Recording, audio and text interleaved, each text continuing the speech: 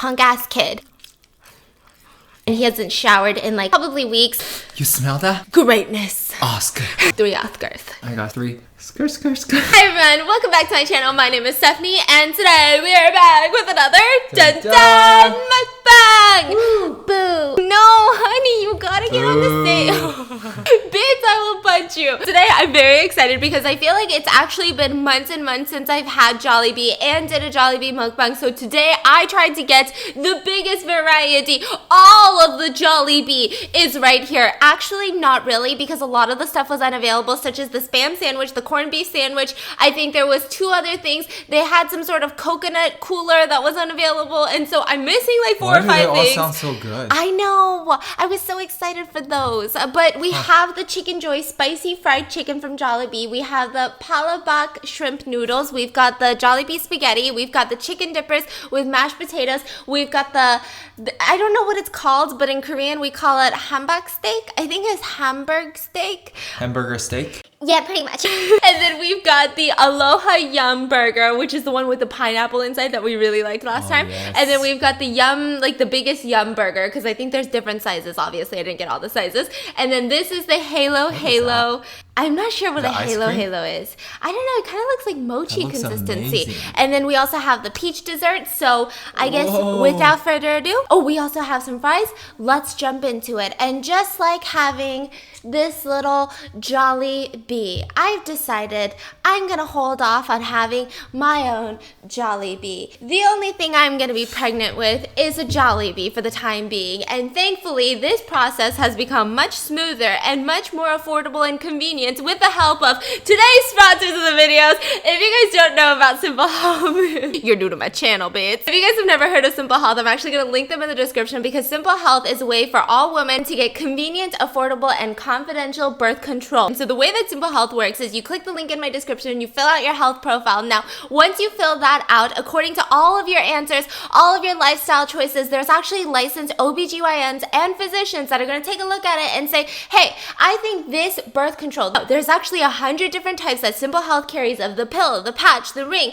and every single type is different for everybody's body and their lifestyles. And so they're going to take a look at that and prescribe you the one that's going to fit best in your life. By the way, this entire process so far has been done online, probably in your pajamas, probably eating Jollibee and watching my video. And once you've done that, they're actually going to ship you the prescribed birth control on a monthly basis to your front door in confidential packaging. If you don't want people to know that you're on birth control, or you just don't want it to say birth control on the box, it doesn't. So your nosy neighbor Karen, your mom, it's not going to be in their face. It ships for free every single month. But they also accept health insurance. So don't think of this as like a luxury, because that's not what Simple Health believes. But if you guys do have health insurance, it's almost completely free. I believe in a lot of cases it is. But if you don't have insurance, which a lot of us don't, it starts at $15 a month. On top of that, if you guys click the link in my description, you guys get a consultation for free. Thank you, Simple Health, for sponsoring today's video.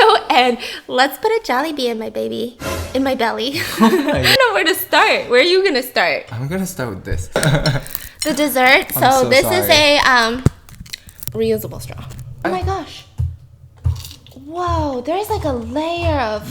These things are not going to fit through my straw, so I don't know. There's beans in here. It's all stuck in the straw. I'm getting nothing. Do you see this? Ready? There's going to be that one bitch that comments, "Ooh, I told you she was bad at sucking. I don't know why he's with her." I'm just kidding. No, but really.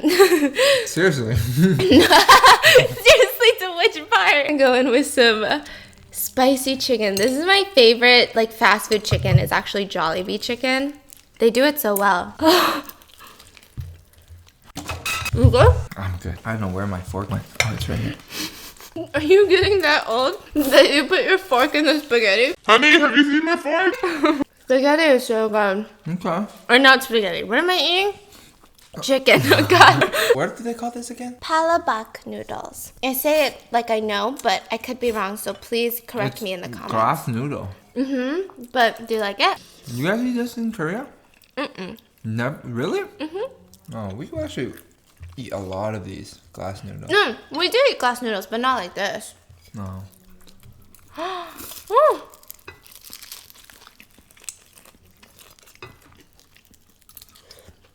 It's so good. So, Today, I'm just going to jump right into today's story because today's story has been something that has been consuming my life. I did a lot of stories on movies recently, right?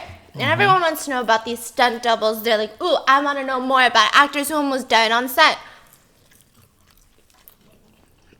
And I have an interesting video on curses coming. Cursed movie sets. Where it's not just like one actor who got injured. It's not just two. It's like weird things happen to all the cast and the crew that was on the set for like even a series of films. Like it's not just like this one film, but it's like a series of it. And they come back next year and they're like, I'm telling you something weird is happening. And it's not even like the location because they start filming somewhere else. Or they start filming in a different country even.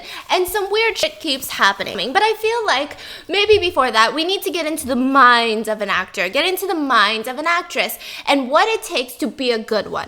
I heard about this very interesting thing called method acting, and I feel like everybody's heard of it, and I don't think that there's a lot of information online about it that's very, very accurate, because method acting is kind of a general idea, but a lot of actors and actresses, they take it and make it their own, right? So I think there's like a couple different places who teach it, and they teach it in different ways, and everyone kind of adjusts to their own being. And so essentially what method acting is, right? It actually started in Russia and was brought into the US. Okay. Which is why I mentioned, because that's why a lot of people don't really understand method acting, because it wasn't, what do you call it, translated into English yet.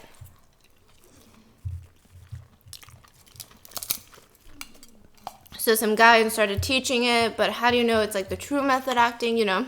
Method acting is kind of all over the place on the internet in terms of some people believe this is the way to do it, some people believe this is the way to do it, and there's not really your go-to guide. And a lot of actors, they don't really put it out into the open exactly how they prepared for a role, because a lot of them believe it'll take the magic away from the character. And the second, it's like then you kind of see too much into their thought process, which again would just take magic away from the whole experience of watching the movie, right? Sure. But there are a couple of actors, and some unexpected ones, that love method acting. And I know recently all over the news, it's all been about Jared Leto because he sent some rats to Margot Robbie's house because he wanted to be the Joker, etc., etc. That's called method acting, or that's just a prank? No, it's method acting. There's a lot of method acting coming for you then. This is the difference between traditional Shakespearean acting and method acting. From what I have read on the internet and from all my hours of research, because guys, there's not a lot of articles about it. I did hours and hours of research because I just got so sucked into like, what the hell is method acting, right? And so essentially Shakespearean acting, which was all that there was in the United States before this man, I believe his name is like I'm gonna get it wrong, so I'm not even gonna try, from Russia, long time ago, he brought method acting to the States. And what Shakespearean acting is that you go onto set and you perform your scene, but you perform it in a very precise way. So it's more about precision and performing the same scene with the same delivery over and over again. So you don't have room for error. Yeah, it's like a play. It's a play, right? And you don't, it's like, that's such a big skill. And I'm not discrediting it, okay? So it's more about technique and performance and precision. So like, I'm not saying that they give flat lines. It's like you are so good at precisely crying and making the emotional face and the emotional body language that the other people feel the emotion, but inside you are performing an act, right? But method acting says, okay, that seems very difficult to do, and sometimes it doesn't translate well on camera. And also, there's a lot of room for error. What if your position is off today, right? Yeah. Precision. And so they created this thing called method acting, where essentially you tie your emotions to the character that you're playing. I mean, to me, that sounds much more accurate, right? No? So you get to play the emotion versus just read the line. Method acting is very controversial in Hollywood. Some people, some directors only want method actors as their lead, right? Like who? Christian Bale, Leonardo DiCaprio, these are all method actors. Daniel Day-Lewis is obviously, we're going to talk about him in a little bit.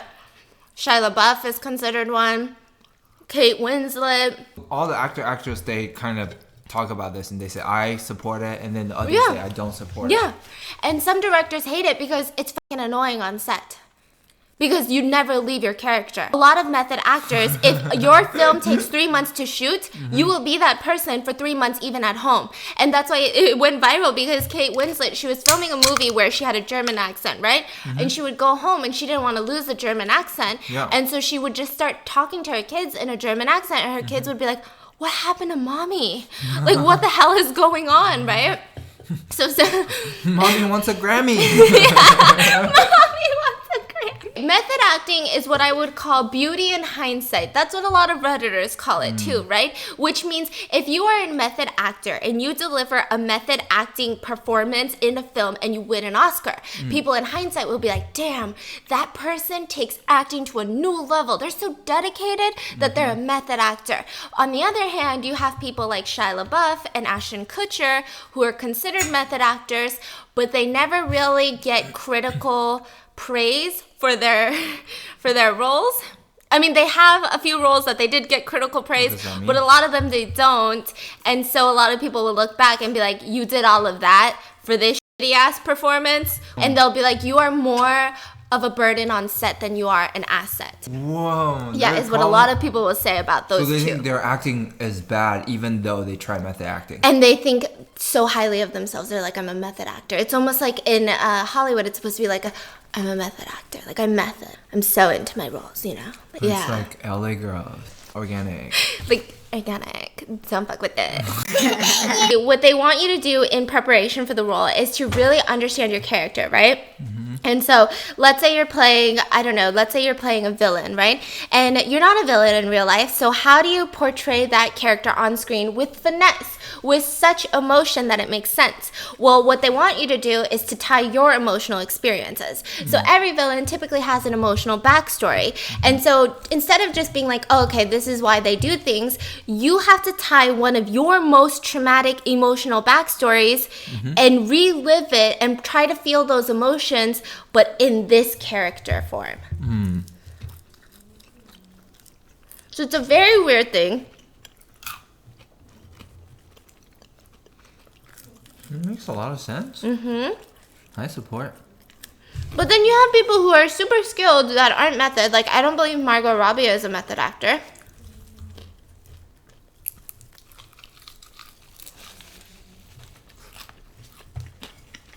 This is really good. Wow. Yeah. So, like, is there Hollywood actor and actresses don't like method acting? Like, they voice their thoughts? Yeah. They have? Some people say it's psychologically traumatizing for an actor and actress. I'm just going to say actor from now on, but you guys know it means actor and actress. A lot of people don't like method acting because they think it psychologically takes a toll on you. And there was an article where a lot of Hollywood people were talking about, imagine going to a psychiatrist and you have to tell them, hey, remember that traumatic experience in my childhood that I have nightmares about? Well, I'm reliving it in 5 different character forms in the span of my career. So the actor goes to the psychiatrist and then be like, why so serious? Oh my god! It's very interesting how they do the emotional memories. That's what they call it, I believe, is emotional memories, where you tie your emotional memory to this character and act like you experienced it in this character form. And a lot of them, months before filming, they'll just become that person, and during filming, they'll never leave that person. So a regular Shakespearean actor, you see them on set, they're in front of the camera, they put on their lines, cut, they're Margot Robbie again, okay? And they're goofing around. They get on set, they're crying, throwing curse words at you, evil. Get off set, they're the nicest person you know, because that's just an actress, right?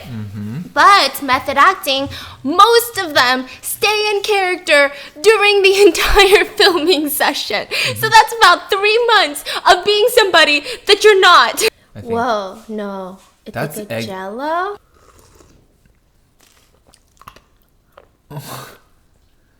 Not that sweet. It's not that sweet? I was expecting like a boba tea vibe. Not a boba tea vibe. No. No, you gotta, I think you gotta get the bottom things. So people like Ashton Kutcher and Shia LaBeouf have a bad rep for being method actors. What is that? Here, try it. It's actually really good. I can't. No, try it. No. Just try it. No, I don't like this thingy. Okay, don't get that thing.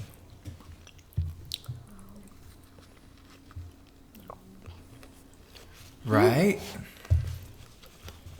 It's like a slushy with corns and beans and It's very it's a little bit confusing. sweet.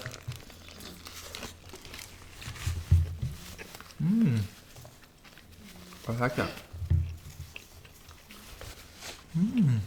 And so Ashton Kutcher was going to take the role of Steve Jobs. If you guys know anything about Steve Jobs' diet when he was alive, was he used to eat the same thing for weeks at a time. And so some weeks he would just eat apples. Some weeks he would just eat carrots, to the point where a lot of former Apple employees, they claimed that his skin turned like orange tinted because he ate so many carrots for weeks at a time. And that was just a strange diet that he had. It's not like, you know, a doctor prescribed it, or maybe he did, because I did know that he was struggling with a lot of health problems.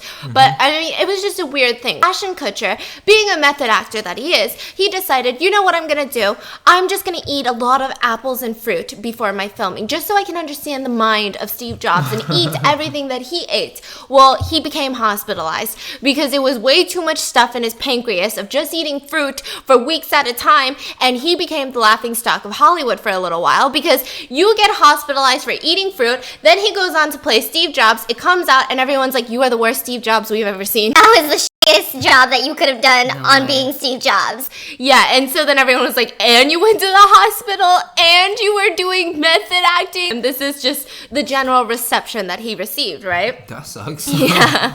And Shia LaBeouf, on the other hand, he also got a lot of hate, coming mainly from Brad Pitt and his peers, because they filmed a movie called Fury a couple years back, and Shia LaBeouf has always been very vocal about being a method actor in a way that rubbed people the wrong way, because there are very, very, very skilled, talented, Oscar-winning method actors who don't talk about it much. But Shia LaBeouf, that's like his main selling point. He likes to tell people he's a method actor. Oh, I'm method. Oh, but I'm method, right? And he's very, very into it. And so on the set of Fury, he was supposed to play an American soldier who didn't have access to a shower, and so he actually didn't shower. And Brad Pitt was in the movie and was like, God damn, you're not even that good of an actor, just go shower. God. He said it was almost like him trying to prove his, you know, devotion to the character, when all the other actors were like, you're doing too much for really not a lot. Damn, he must be really stinky, huh? But it wasn't his idea. He was inspired by one of the greatest 3-time Oscar-winning method actor. Many directors, producers, and fellow actors and peers in Hollywood believe he might be the greatest actor of all time. He is now retired. Daniel Day-Lewis.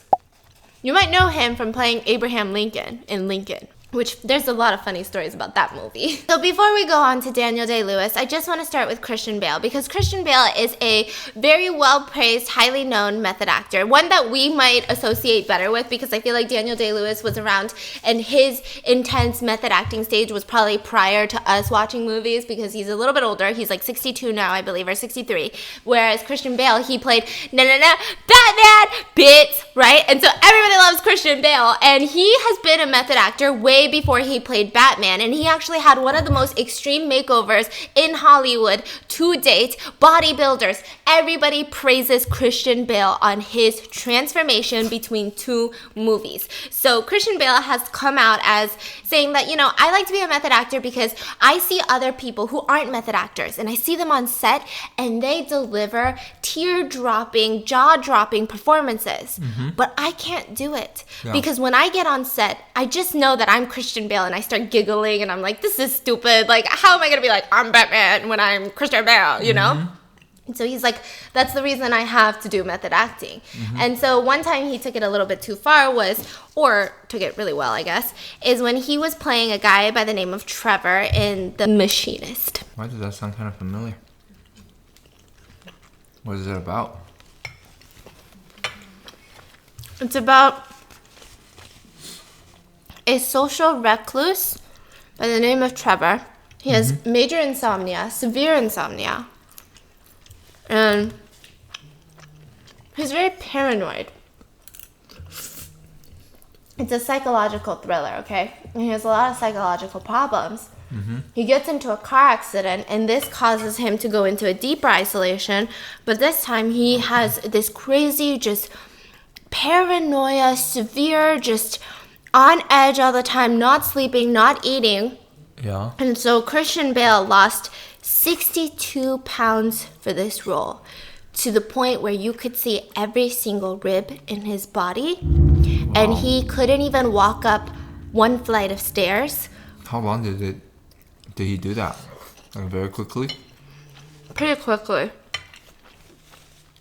And he couldn't even walk up a flight of stairs because his body was so weak. But then in the movie, he delivered it really well too, right? Delivered it so well. So people loved him for that. People loved him and his dedication. And it's crazy because, you know, in the movie, he plays a severe insomniac, right? Mm-hmm. And so what he would do, his diet while he was filming and while he was prepping for the role consisted of just coffee, about 1 apple a day, and 1 can of tuna a day. And he would just eat those things. He would sleep about 2 hours a night, and he would just read all day. And he just felt like it was this really weird experience because it's almost like you abandon your body because your body becomes useless. Your body can't do anything anymore. You can't even walk up a flight of stairs. So you feel like a floating mind, like your brain is just floating around. This very, very strange thing where you don't feel happiness or sadness. You're just like an emotional blank state because your body doesn't even have energy to produce these things. Did he win the Oscar? He didn't. He didn't? It was a limited US release, but what's crazy Wow. is that, yeah, and he was so into this role, and then all of a sudden, once he was done filming,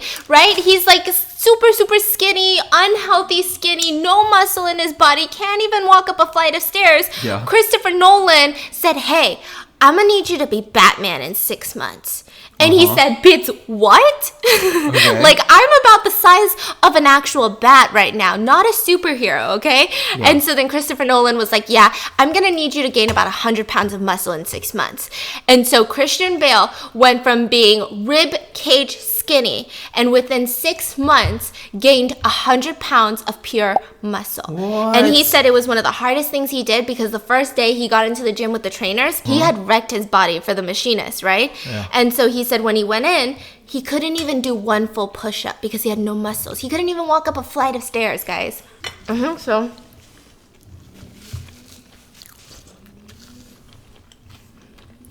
very interesting, right?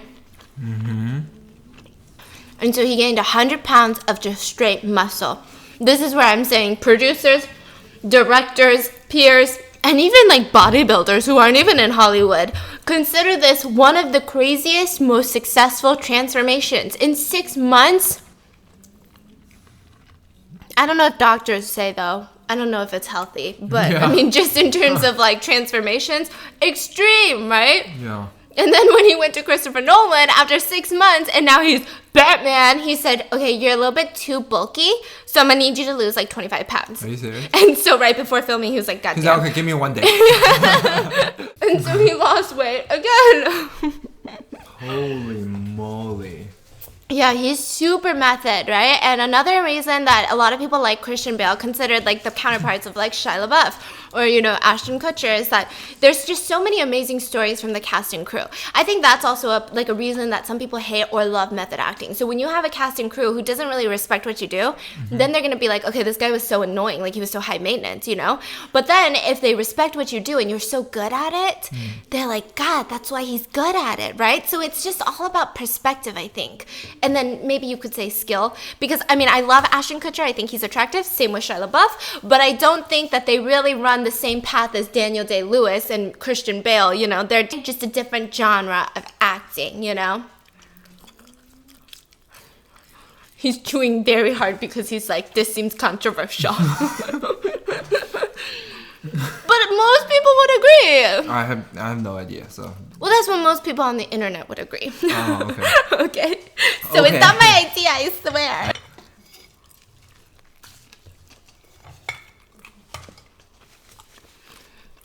I'm not saying, technically, Ashton Kutcher and Shia LaBeouf are bigger household names. So I think that's their skill and their talent is becoming this full embodiment, you know? If they're on social media, they're celebrities, they're well known. But Keep going. Christian Bale, you don't really, he is a household name, you know? But not everyone is like, oh, I know Daniel Day-Lewis. It kind of takes a moment, you know? But in terms of like inside Hollywood, they're more of like the, you know, intense filming people. I'm just Sure. saying. Anyways, Christian Bale actually saved his director's life. So he was on a movie called Vice where he was playing Dick Cheney, which if you guys don't know, Dick Cheney is an actual political person. He was the vice president during George W. Bush's days. And he played a very significant role in how America was shaped and all the foreign policies that they made after 9/11, right? And so they played that role, and Christian Bale was playing that role. And he was supposed to gain a lot of weight because Dick Cheney had his first heart attack at the age of 37, had his first heart transplant at the age of 71. And so he had a lot of heart problems. And in the movie, he was supposed to have a heart attack on camera. Not a real one, obviously, but act to have one. And so Christian Bale went to lots of cardiologists. He did a lot of research on how to have a heart attack because he felt like everyone played it the same in the movies, you know? They grab their arm or their chest and they fall to the ground. And it's like, you know, and it's very convincing, right? And so he shows up to set, and it's the day that he's supposed to pretend to have a heart attack. And he goes to the director and he says, so how do you want me to do it? And he goes, I mean, what do you mean? This is a very simple scene. Every actor has probably tried to have a heart attack on set. Like, just grab your arm, I don't know, your chest hurts, you know how to do it. And he goes, well, actually, that's not the most common way to have a heart attack. You actually get really nauseous, almost like you're queasy, like you almost have to throw up. And it's not like a pain in your chest or your arm, it's actually your stomach. And that's the sign of a heart attack. So the director was like, what? Well, I don't know if people are gonna, you know. Why didn't he just go ahead and Because he didn't know if on camera it would translate well. Because the viewer won't see that as a heart attack. They'll be like, does he have indigestion? It's like, do you want me to do it the true authentic way of people having a real heart attack? Or do you want me to do it in a way where the audience will directly be like, that's a heart attack? Right? And so I think they went with the way that the audience would perceive, but either way, regardless, the way that it saved his life is the director went home one day and he was working out. He's at the gym. When all of a sudden, he felt really nauseous, right? And this director had a lot of problems in the fact that he was a little bit overweight. That's what his doctor said and he said online.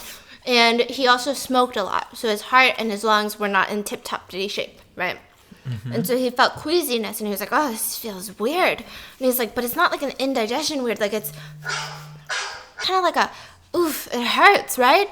And so then he goes, oh my God, I think this is a heart attack. I think this was what Christian was saying.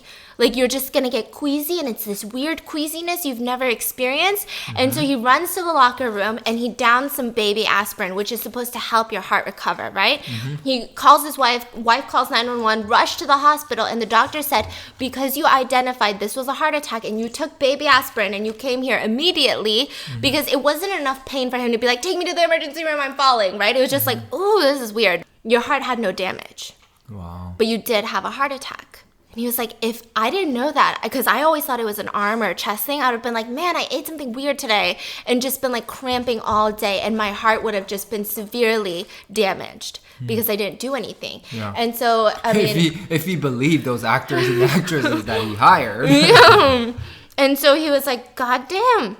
He saved my life. And on top of that, they used his x-rays and like the demos that his doctor gave him of him actually having a heart attack in the movie as Dick Cheney having a heart attack. The director? Yeah. Oh.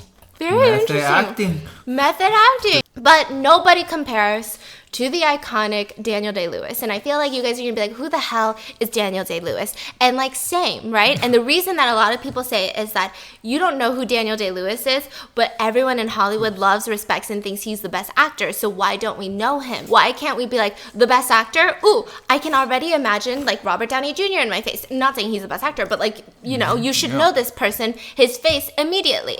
But they're saying that he puts himself into every role so well that you'll know these roles, but you won't know what he looks like outside the role. You'll be like, who?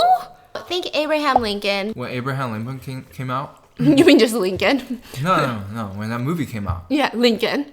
Oh, yeah. Lincoln. I'm like, Abraham Lincoln came out long time ago from his mom. I was going to the movie theater to watch a movie, right, with a couple of friends. And that was when I haven't been in the US for too long. So I wasn't really good at English, right? I was walking to the theater with my friends. And then, you know, in front of theater, sometimes they do these previews. Yeah. You know what I'm talking about? Like they make you sit in the sign a waiver, show you a little screen, and show you a movie, and they ask you survey questions. Oh, no. You never experienced those? Yeah, I was super confused. All I got from it, they were asking if I want to watch a free movie. I was like, yeah. And then you pull out a waiver. And then, yes, no, sign right here. I signed. I sit down. And then they put me, like, give me an iPad or something. They start playing me a clip of Lincoln. Lincoln? Yeah, I think that's probably at least 6 months before it was revealed or something.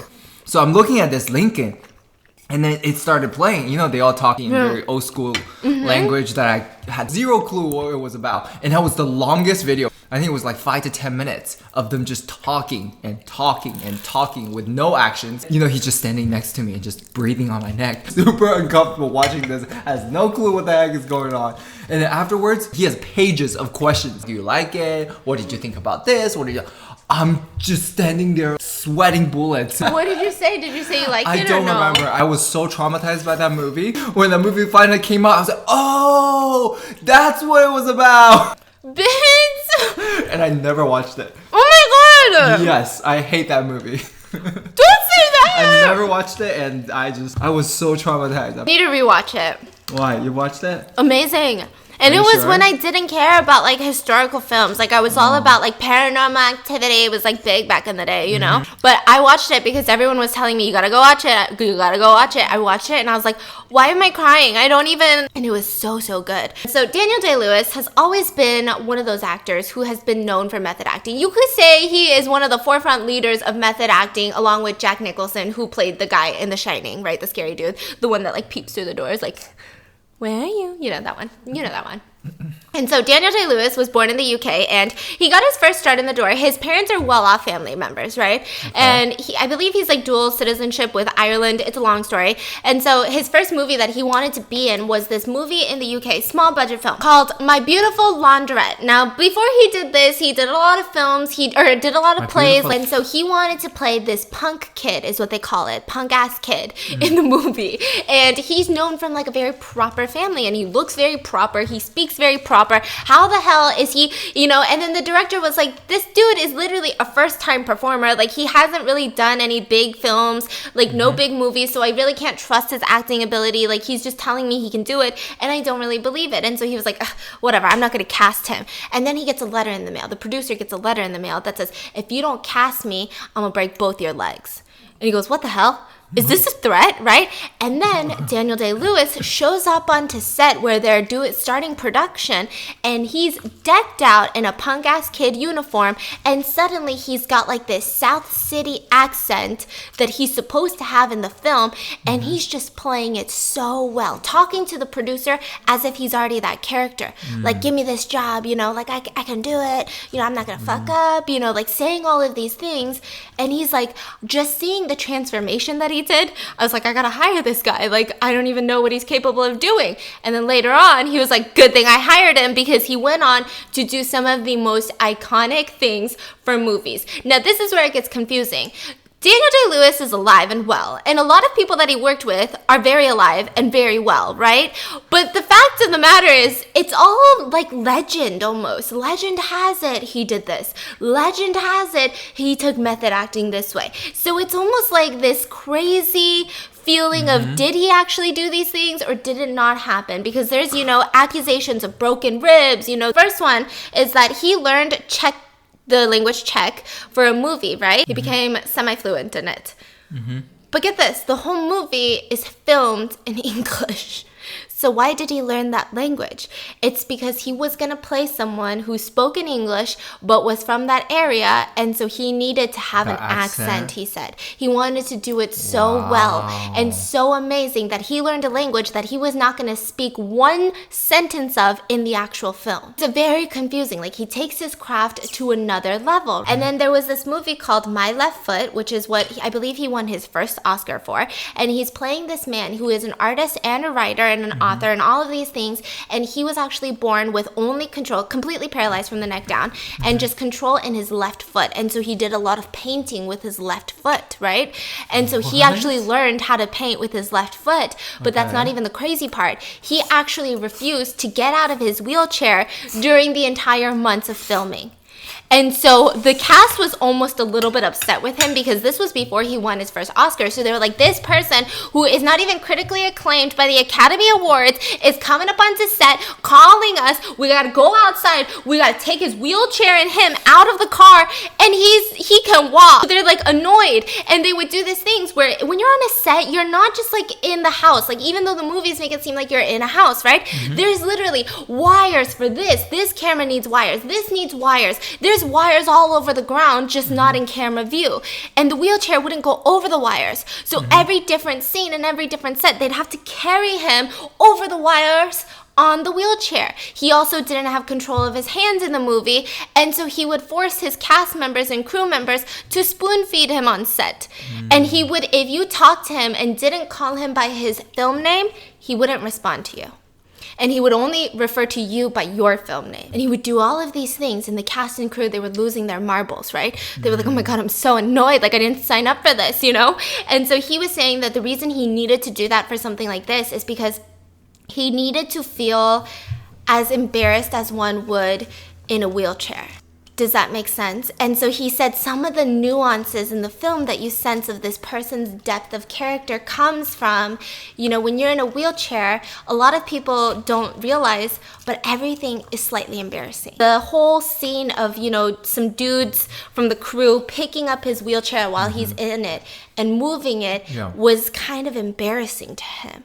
And that he couldn't feed himself and had to keep asking people, like, can you feed me? I'm hungry. Like, those are all things that he needed to be in the mindset of because he can't relate to that off camera. He's like, what do you mean? I walk and I feed myself, right? So how can I really understand the mindset of someone who can't do any of these things, right? And so he won his first Oscar from that. Seeing all the people carrying the wheelchair, be like, I deserve the Oscar. And he only got more method from there. Now, that's where the allegations came from, that he actually broke 2 of his ribs from being hunched over in a wheelchair for so long during filming. But I don't know if that's true because he denied it. But he seems to deny a lot of extreme method things. So a lot of people are like, but did he though? Yeah. For the movie Lincoln, he like, you know, became president. Yeah. Yeah. Okay, Lincoln gets weird too. So prior to that, he had multiple films where he took it a little too far too, right? He almost got sick. He was hospitalized. There was this one movie that he did where he was supposed to be living in the woods and hunting for his own food. And so for a couple of weeks, he actually did go and live in the woods, and he only ate food that he hunted and skinned and cooked. What did he hunt? Like rabbits and stuff, like small game. But like he refused to eat anything else, and he only ate that. There was another movie where he played this actual person in Ireland who was arrested for falsely convicted actually of like a pub explosion that he wasn't a part of, which later came out, right? But this entire movie was about his wrongful, you know, conviction. And so he went into the prison that the set was supposed to be on, and he stayed there for 3 days and 2 nights, refused water, refused food, and right after his entire stay at the prison, where he was just in complete isolation, he hired 2 real detectives, police detectives, to come and interrogate him in that character for 9 hours straight. No sleep, no breaks, nothing. And when he went to set, he asked all the crew members to once in a while verbally abuse him out of nowhere and throw cold water on his face. Like, treat him as if he did just, you know, commit that crime, because you need to understand the feeling of someone who, like, you're like, I didn't do it, but everyone's treating you like the most disgusting person on the planet, because whoever did do it is the most disgusting person on the planet. He built a canoe for another movie, and this is where Shia LaBeouf got his inspiration, because he had a movie called The Crucible, which was highly regarded, everybody loved it, right? Where he was convicted of, you know, doing witchcraft things back in the day. And so this was a back in the day film that was more present day, and he went on to set and he helped build the set, including all the wooden houses, using only 17th century tools to understand the feeling. Daniel Day-Lewis, the A-list actor, was like, I'm going to be a carpenter, but I'm not going to use like a chainsaw. And so he's using 17th century tools, right? And he builds this house with no running water or electricity. And he actually decides to live in it during most of the time that they're filming. And so that caused him to not shower. Like, at all. Which is very ironic, because that's where he actually met his wife. on set. Her name is Rebecca Miller, and her dad wrote this entire script, right? And she was overseeing it, and so she was there, you know, making sure everything was executed to their family's liking, because their families are all playwrights, I believe, right? And he hasn't showered in like probably weeks, maybe months, and they fell in love. So it's a very weird place to meet your wife. And so I think that's where Shia LaBeouf got his inspiration to not shower. But because everybody at this point already highly regarded Daniel Day-Lewis as an Oscar-winning nominee, just so many awards and just amazing performances. Everybody, you smell that? Greatness. Oscar. That's the smell of a golden statue. You ever smelt one before? And he didn't really want to do Lincoln. So Lincoln had been in the works, and Steven Spielberg, the famous director, right? He was the one that wanted to do Lincoln, and he had talked about it maybe 6 years ago with Daniel Day-Lewis, and Daniel Day-Lewis said, I don't want to do it, dude. I don't want to do it. He even sent him a formal letter saying, I decline your offer. Thank you. Respectfully, blah, blah, blah, right?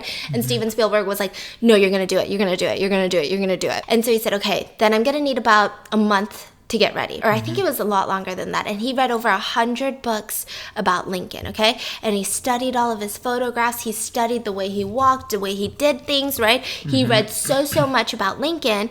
And when he came onto set, he came onto set as Lincoln.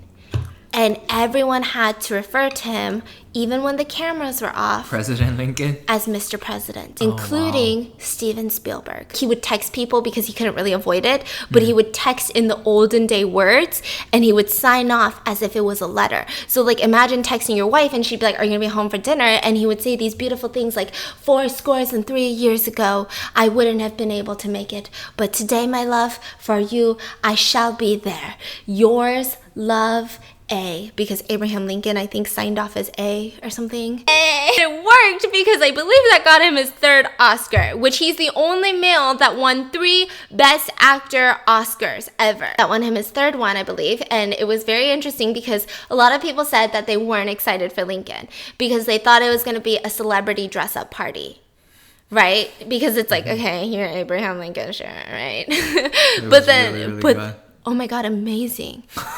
Yeah. His last movie after Lincoln was Phantom Thread, directed by Paul Anderson, very famous director. And essentially it's this like crazy man who's obsessed with making dresses. And he learned how to sew in real life, and he learned how to make a dress in real life. And he actually recreated a very famous Balenciaga dress all on his own to a T. It was almost perfect. You're like, I could do that. Everybody was so surprised when he said, that's actually going to be my last movie. I'm officially retiring. Right? And so people were like, why? You're only 60-something. Imagine all the roles you could have. Like, people love old men in Hollywood. Come on. And so then he was like, no, I mean, I think my time is done. And a lot of people also get it because he's not the type just to take a script and be like, okay, I'll do this.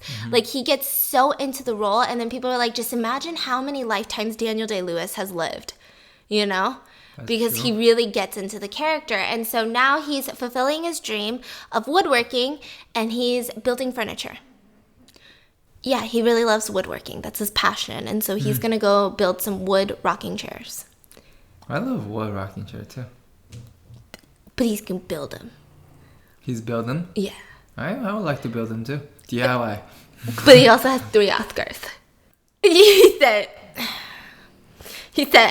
I got 3. Skirt.